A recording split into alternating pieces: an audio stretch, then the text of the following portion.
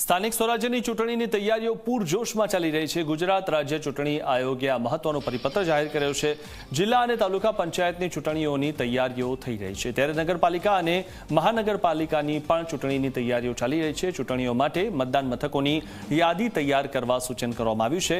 મતદાન મથકોના સ્થળ, વિસ્તાર અને મતદારોની સંખ્યા નક્કી કરવાનો આદેશ આપવામાં આવ્યો છે।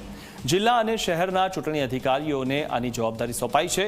ચૂંટણીઓના મતદાન મથકોની માહિતી સમયસર મોકલવા પણ સૂચન કરવામાં આવ્યું છે। તો ચૂંટણીઓ માટે મતદાન મથકોની યાદી તૈયાર કરવા સૂચન કરવામાં આવ્યું છે। સ્થળ, વિસ્તાર અને મતદારોની સંખ્યા માટેની યાદી તૈયાર કરવાનું સૂચન અપાયું છે। જિલ્લા અને શહેરના ચૂંટણી અધિકારીઓને આ જવાબદારી સોંપવામાં આવી છે। આગામી જે ચૂંટણીઓ થવાની છે તેને લઈને આ તૈયારી કરવા માટેની વાત કરવામાં આવી છે અને આદેશ કરવામાં આવ્યો છે। સ્થાનિક સ્વરાજ્યની ચૂંટણીને લઈને હવે તૈયારીઓ પૂરજોશમાં છે।